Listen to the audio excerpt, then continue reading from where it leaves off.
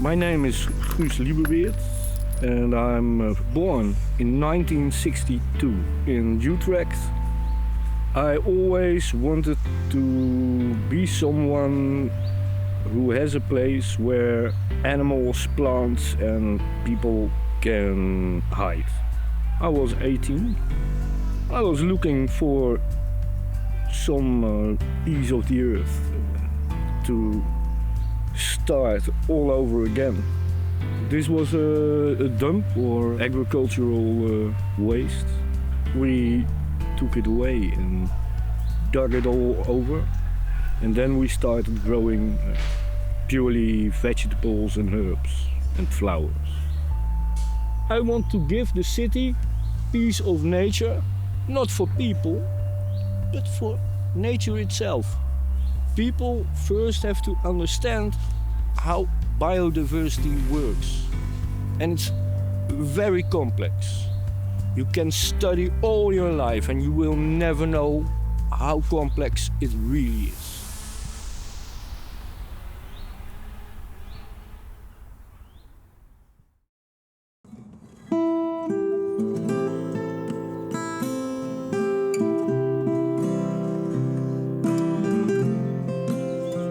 This is a film about a man called Guus, who I met while working in a small bike shop in Holland, having moved there from the UK. We didn't really stay in contact after we first met, but when I wanted to make my first documentary, which is this film, I thought that he would have an interesting story to tell. So, through a mutual friend, we got back in contact and arranged to meet each other once a week, every Wednesday, and just see what happens. But it didn't take long for me to realise that his story was much more than I was ever expecting. It's the story of Het Hof van Eden, or the Court of Eden, a small project on a small patch of land in a small city in a small country, but with a mission to make a big difference in the world. Before we get to that though, let's get to know Guus through the people closest to him. I met Guus in the studio where I was playing guitar, and Guus was there doing sound. He was sound engineer. We become friends, and we went to his little garden, which was not here. I started working there, and then one day we biked at home and we biked here, and he said to me, "Look, Floris, this is going to be our new garden." And I was looking, I couldn't believe what I saw, because I only saw a sea of nettles and dirt, and really not thinking this is going to be a nice garden.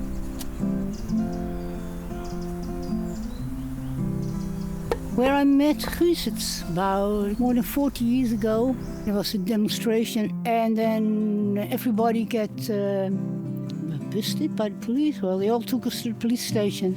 But there is a rule, they can keep you only for 4 hours, so they have to start interviewing people. Well, and then I was going downstairs from this interview with 2 policemen on the other side. And Guus came up with 2 policemen on either his side. And then we saw each other for just, I think, a few seconds, because they were all, he had to go up, I had to go down. But yes, that was enough, I guess. That was it. But it was the most miraculous moment in my life. I love all the other women in the world. But there will always be one I can't live without.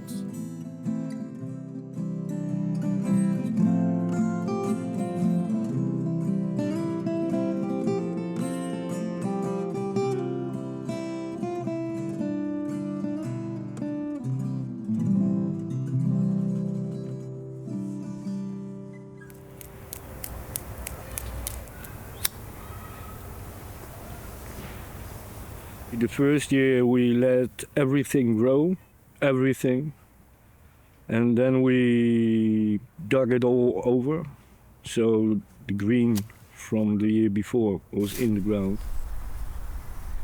When we started here, there was nothing here, it was plain soil. And you see all the trees, all grew after. And from that moment on, the Court of Eden has its place here. It was bare, and now it's all trees. There are even dead trees.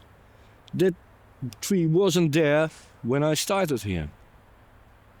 And look at the fungi and all the things living on it. And in the spring there were other mushrooms, and Later on there will come other colors of mushrooms, and it's a living thing, even if it's dead. That's biodiversity too. Everything will be in a sort of balance. It's not harmony. Don't look for harmony, people, but it's in a balance. Sometimes it's like this, sometimes it's like that. Not every day is the same, not every minute. Sometimes, oh wow, and some things happen. It's how life works best. It has done for a very long time.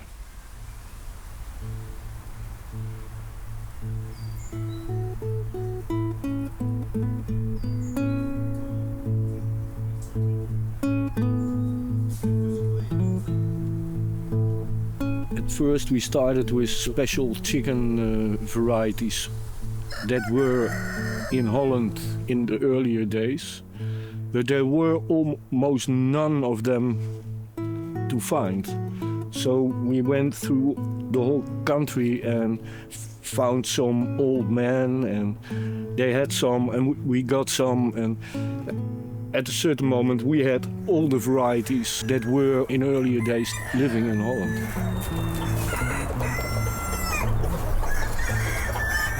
Some we had a lot of, and some were rare.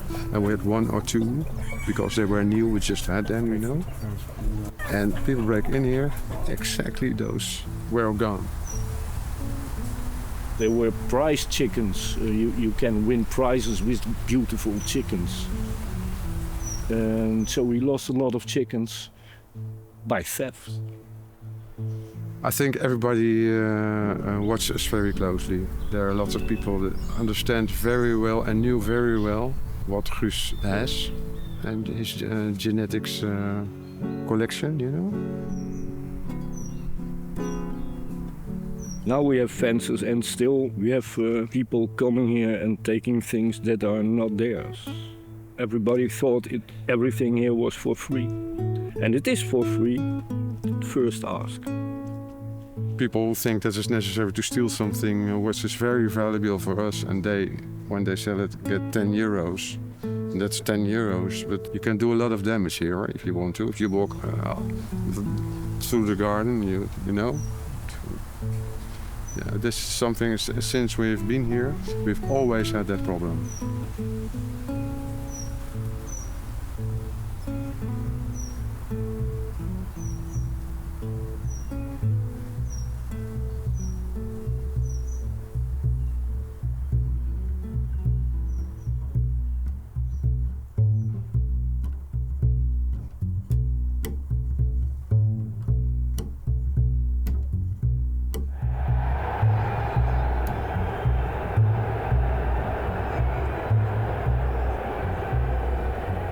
The stadium is new, but before this stadium there was another stadium standing there. The football fields here are new. They actually cross a little over our land, but Guus has chosen to leave it that way.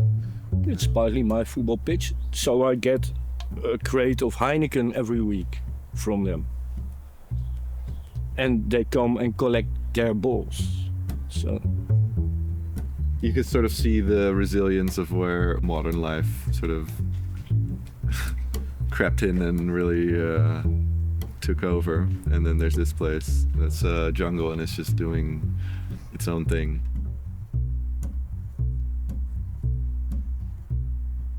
The people come there, they're playing football.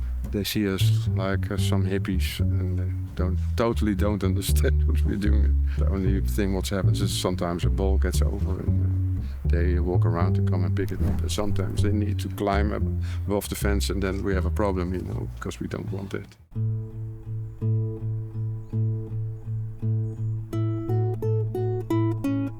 I came in as a city council in 1994.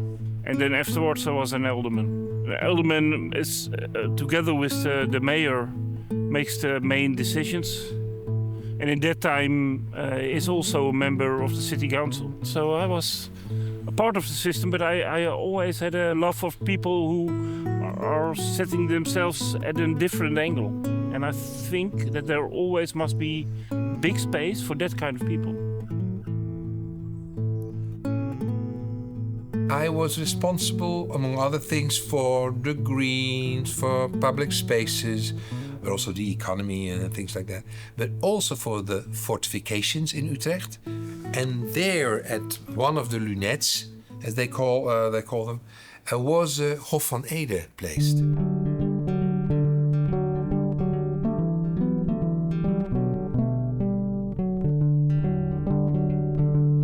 On the other side of this road, you have a fort from the Dutch defense wall. And it's a fort with water around it and a little piece of land. I got the fort from the government, from the Ministry of Defense.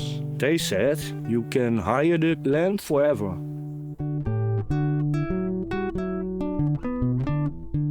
We had a contract in Dutch called gebruikersovereenkomst. So you have this agreement, you can use it.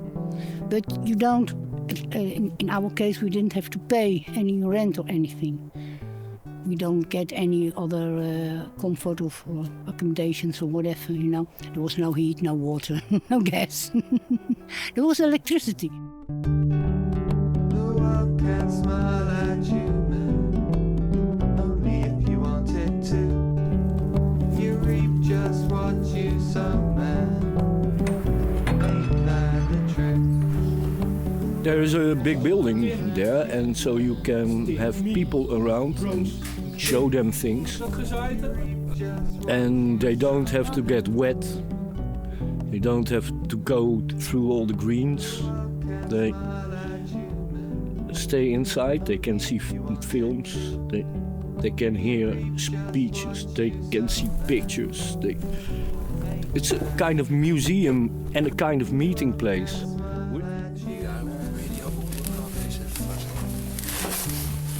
There was a very large loft, and there we put all our seeds at following orders, and you could find everything very fast.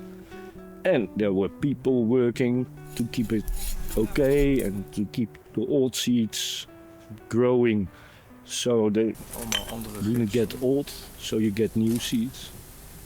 Every evening we ate there from our own food.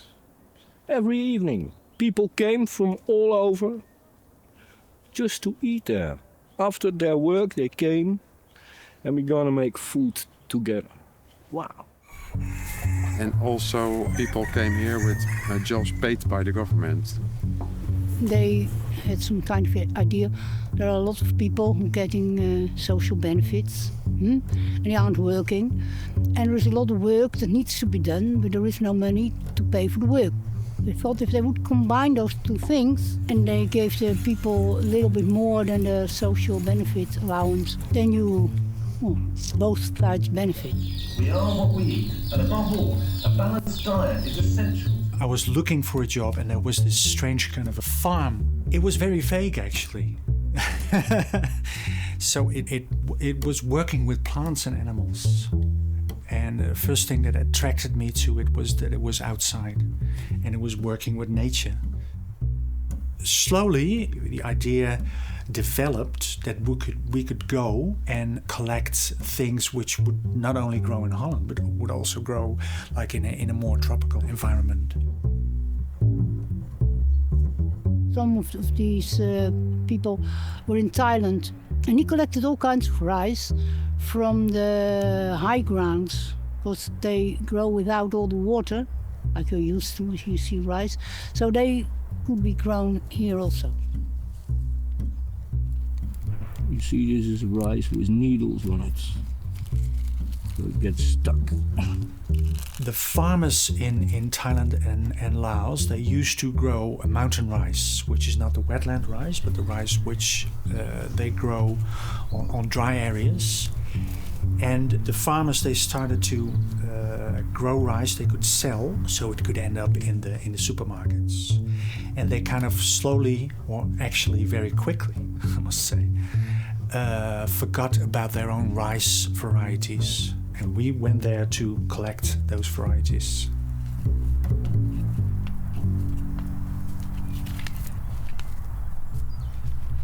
I don't know why exactly, but all of a sudden all the varieties in Thailand were gone. And so we could send him back and give the people back their own rice. When you have living matter, like plants, if they disappear, they disappear. So you can't really get them back. And with them, if they disappear, all the knowledge that goes with those specific plants also disappears. So you have rice, when I was in South America, you had all these German people who went at the start of the 20th century, or even a little bit before, to South America, and they took a lot of vegetables with them. And then you see that you have all kinds of varieties of cauliflower and all kinds of things, which you don't find anymore in Europe. And they can have particular qualities that other varieties don't have. So you can grow them in a different time, or you can grow them in a shorter time they grow up. So the variety and the information that's stored in the genes of the plants, they get lost. If you have it in one place, it's okay, but it's not really safe. You rather have it in a few places all around the world. So if something goes wrong there, you can get it from another place, or you can share with each other.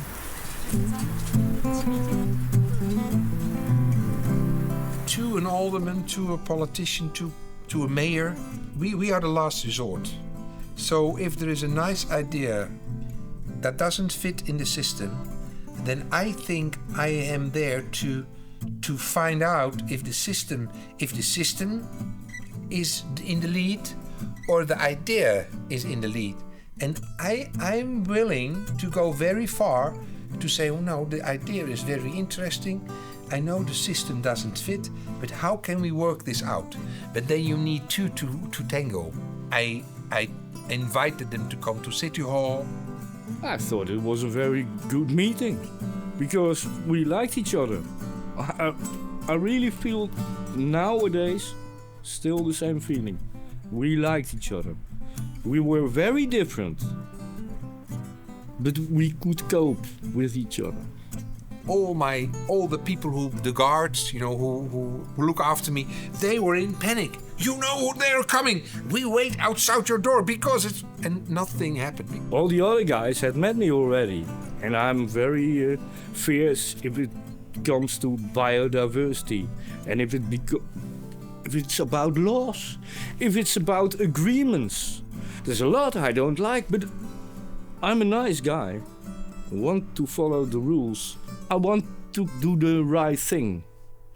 And the right thing is not always the thing they ask you to do. So there were two main reasons where it was difficult for them. They were different and they were without compromise. And that's something officials cannot have. So from the start of their existence, there were officials who were strongly against the Hof. And every chance, at every moment, to do something like a spaak in the wiel, it's called in Dutch, they did. They didn't fit in the system. They didn't want to fit in the system. The government said to defense, you have to sell all your property that you don't use yourself. When a party of government, it's also government defense, is selling such ground, then there is always the city government who can buy it first when they have use for it. The city bought it for a quarter of an old guilder. And I had 1 guilder, but city always wins because that's the rule in Holland. If the city wants it, then the government gives it to the city. And then the city said, hey, we have other plans. We don't like you. And then became worse, worse, worse, worse, worse, worse. And then it was only quarreling with the government for the ground. They wanted to have that part, but the city government didn't want to give that part. They wanted that Hof van Ede went to move to another city or another place. It was too muddy, too different. You cannot make agreements with them. So they are a pain in the ass.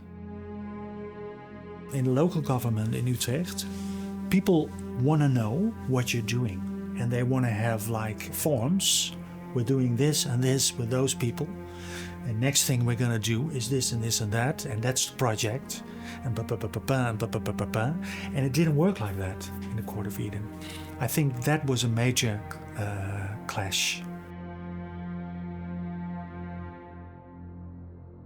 They started to get fanatic of getting us off. And they knew we can't get them off. So they start thinking of rules. You know, you get 3 yaks and you get, you know, they came and you have 4. At one day they took all our animals, and a few years later all the people who worked here, they lose their jobs.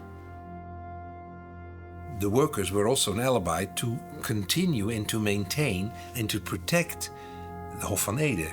Because then there was not only a biodiversity issue, maintain and help by the seed collection, unique in the world, but then also workers, people who had a distance to the labor market, they could work and they could restore, or from, you know, physical or psychological, you know, work. So I think that was used as, that helped the foundation first, and later it complicated everything.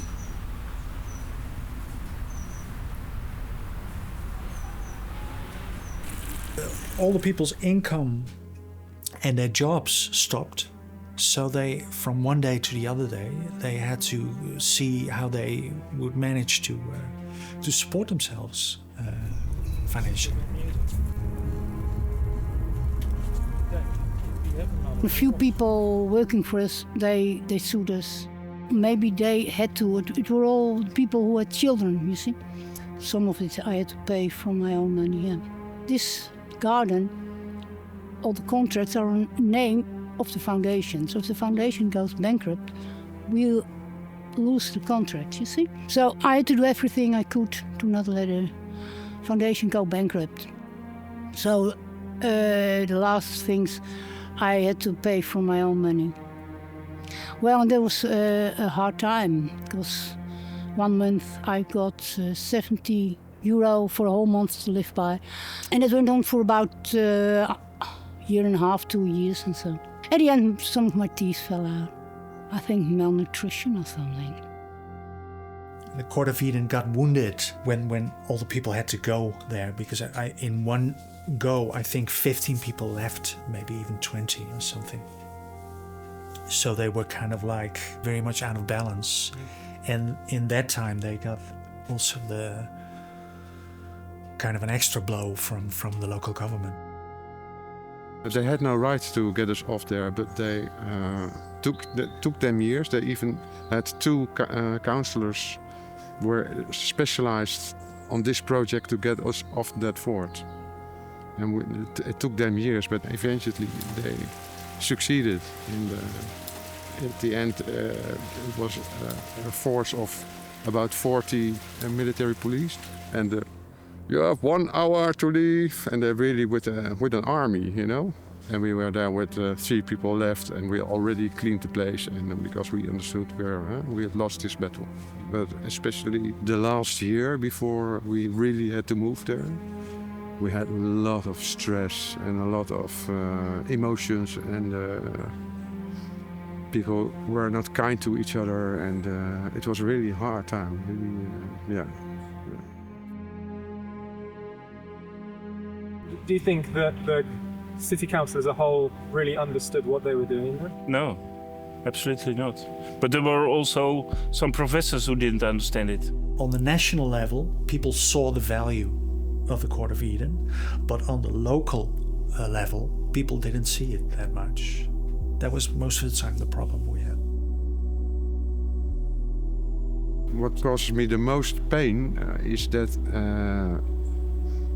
I don't understand why they cannot see that they, the Utrecht government could be proud of us, you know, could be think, well, the people are doing very good job, and that what hurts me the most, you know, that they didn't see at all what we're doing.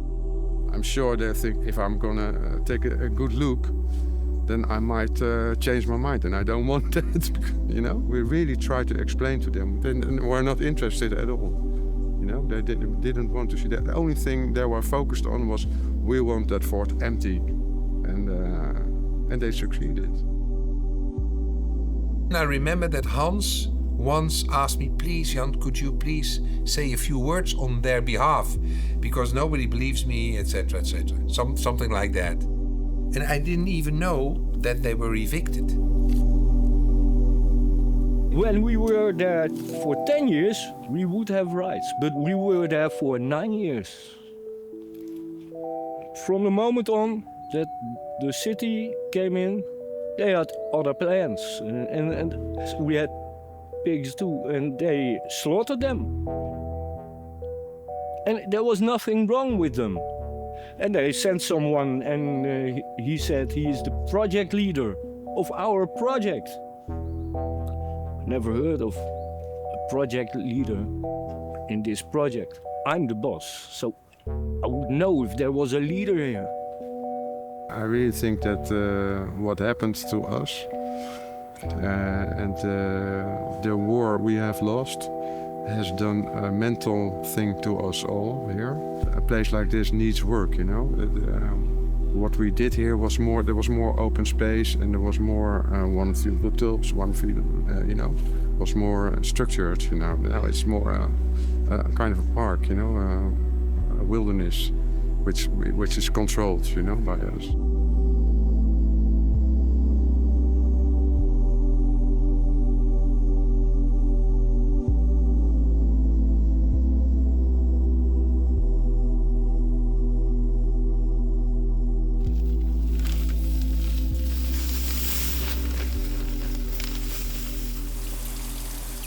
I started to build this kitchen to have a place to cook all this food that's apparently here, and that's just sometimes lying on the ground. There was nothing here. There's no running water, and there was no electricity.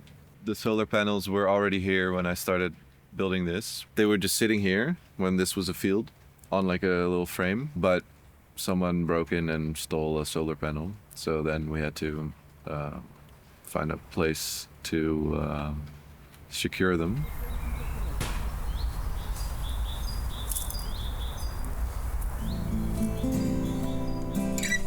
Here you can see the squares, all 3 by 3 meters. There is a line, and here is a line. So these are lower in the 3rd square than the same plants in that square over there. It all starts like this. Then we plant in it or seeds in it. Then it starts growing. Then it gets bigger and bigger. We harvest the food and the seeds. And then we let it grow by itself. It's because we don't have animals, so we have to work with all the little thingies in the earth, like worms, but also bacteria and God knows what.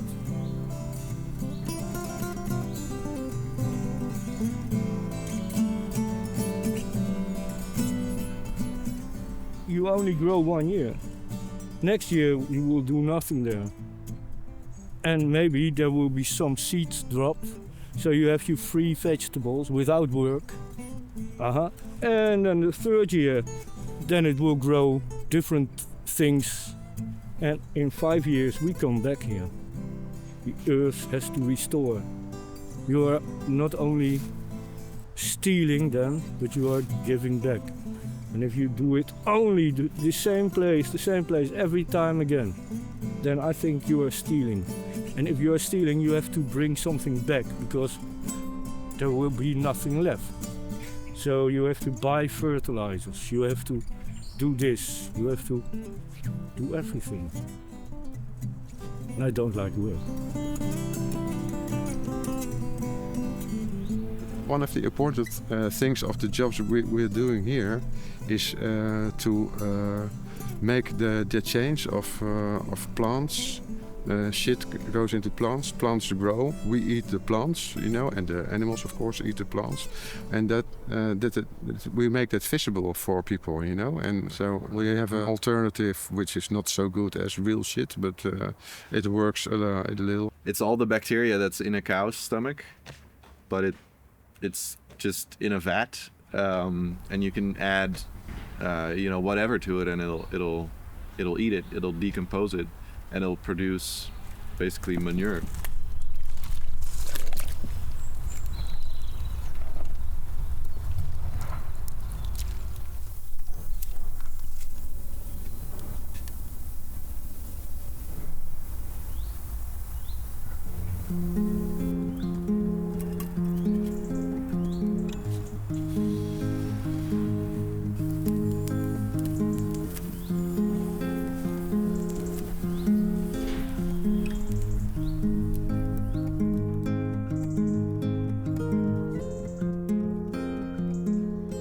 Last time I was here, you mentioned the value of the land. Are you comfortable talking about that now?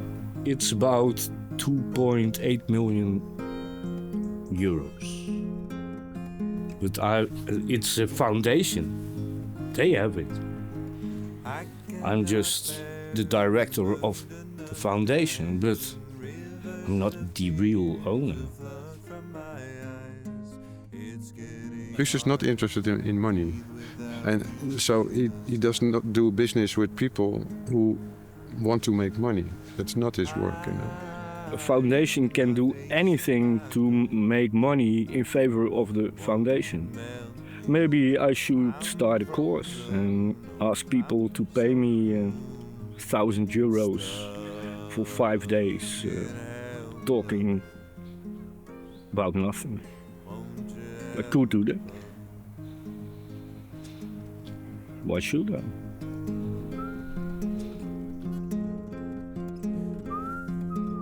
The University of Wageningen is a commercial company. It's not a university as you know it. Every student that comes there will be used to make money. And they pay for it, the students. I don't get it. But when we were evicted from the fort, then they brought lots of containers to put our seeds in and take them to Wageningen. It's not for them.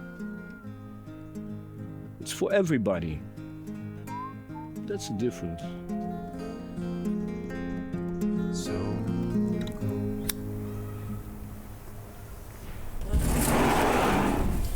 Hello, good afternoon. I'm Jaap Harden. How do you do?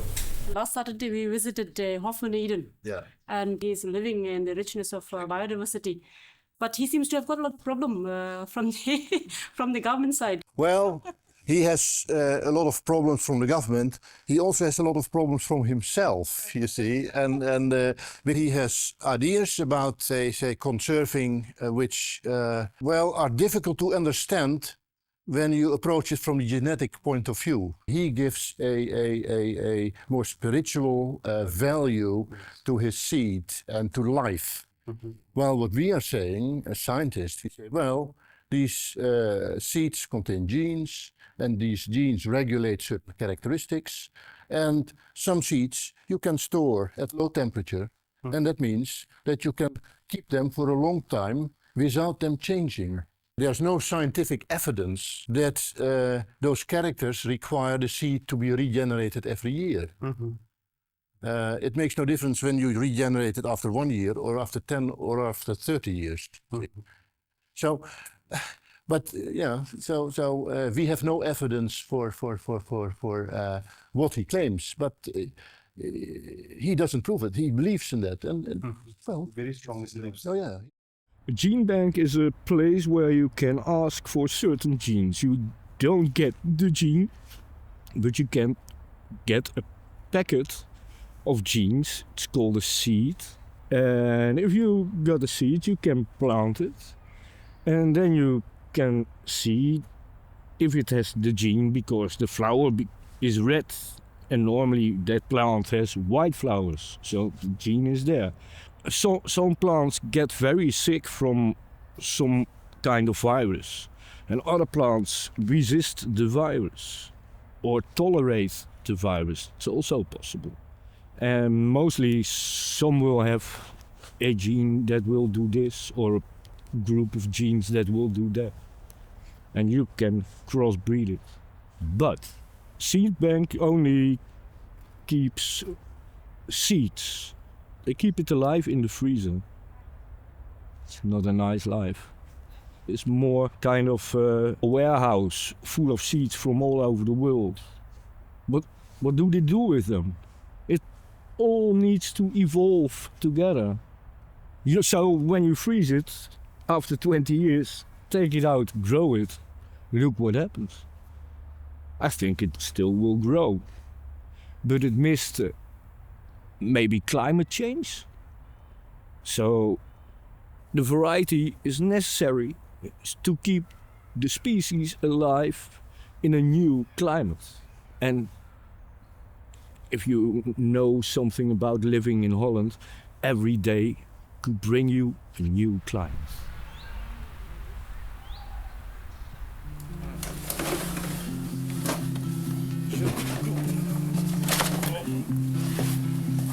I had a special room for myself, and that was what I call my room. So I had all newspapers, seats between it, all kinds of things. But it was a room from 3 by 3 by 3.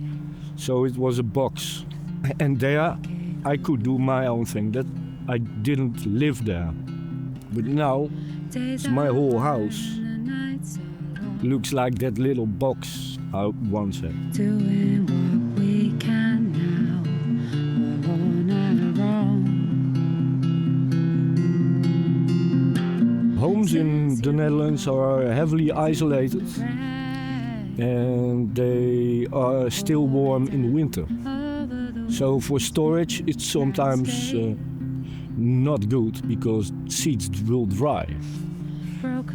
And if I let all the seeds dry in my house, everything would be wet in the house, because they lose a lot of moist when they are drying. Where were you when needed the most? Leaving us in the dark, trying to find our own way out. Money makes people blind. I've seen lots of people here that came here and want to help Guus. But the thing, the reason that it did not work out was because they always wanted for themselves a salary, you know, and they wanted to invent a construction that is possible to help Guus with the orphanage and the Court of Eden, but eventually to generate a salary. And I never see somebody succeed in that. We had some people working here for money, and it doesn't attract the right people. They came and took a lot for free because I'm that guy. It's not about the produce at all. It's about the different genetic strains. You know, if you come here at the right time, you can eat a lot of fruit or apples or, you know, berries, and it's not about the fruit per se, but it's about the, you know, the genetic material. We are planning to home some bees to have more pollination in the surrounding here. I think Guus is talking about the black bee, which is a Northern European variety of bees, but since a few hundred years people have been trying to make more productive bee races. They did, and now the black bees are not doing so well. There are a few places in the Netherlands where they are still being held. So Might be just cool to have some black bees in here.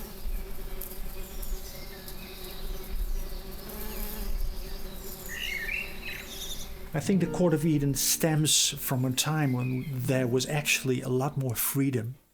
And we're going into a time, much more conservative time, with much more rules nowadays. So you have to be, I think you have to be, to the local government, very clear about what you're doing and why you're doing it. So you have to apply a lot of rules or submit to a lot of rules. Looking back now, they were ahead of their time. The collection and the idea was their message, and that was the ambassador of them, but they didn't have ambassadors to tell the story in a way that fitted in the system. And then there is a lot in his head. So all the species who are there, it's in his head. So that's vulnerable. It's true, but I don't think you can write everything down. This is real knowledge. Because if you take a sample, a backup, and you grow it somewhere else or with somebody else, you get its own knowledge about that crop in his circumstances, in his climate. So if you write it down, people are going to make it into some rules and laws, and that's not okay. Because it's nature. You never know exactly. You have to look with your own eyes and see what's happening and adapt to that. That knowledge also kind of derives from being in contact with nature. So I think that knowledge will always be there for people. I know people who study future planet studies, as an example, but you learn it from books.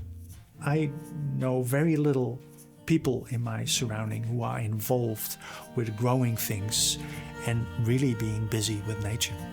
And I don't know if there will be a younger generation which will pick it up. Our relationship with the planet and with the natural worlds needs transformation, no? Very much so. And I think if that develops, we might live in a very different world tomorrow. We take in the world as if it is our world. No, we are allowed to live on it. It's only for a short time.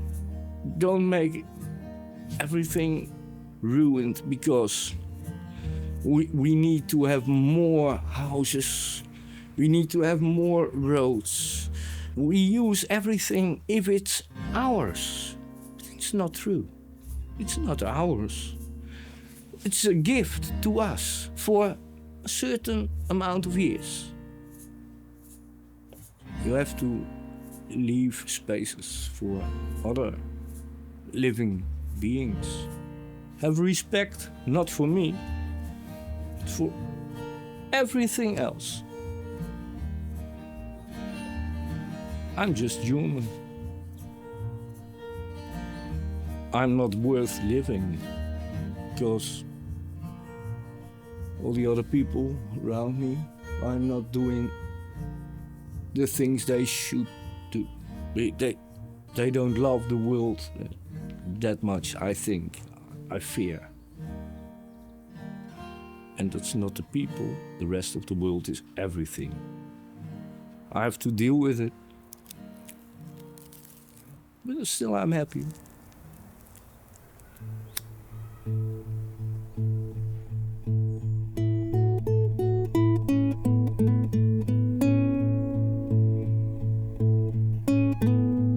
I left this like it is. It was bare and now it's all trees. There are even dead trees. That tree wasn't there when I started here. It's a living thing, even if it's dead. That's biodiversity too. Everything will be in a sort of balance. It's not harmony. Don't look for harmony, people, but it's in a balance. Things happen. It's how life works best. It has done for a very long time.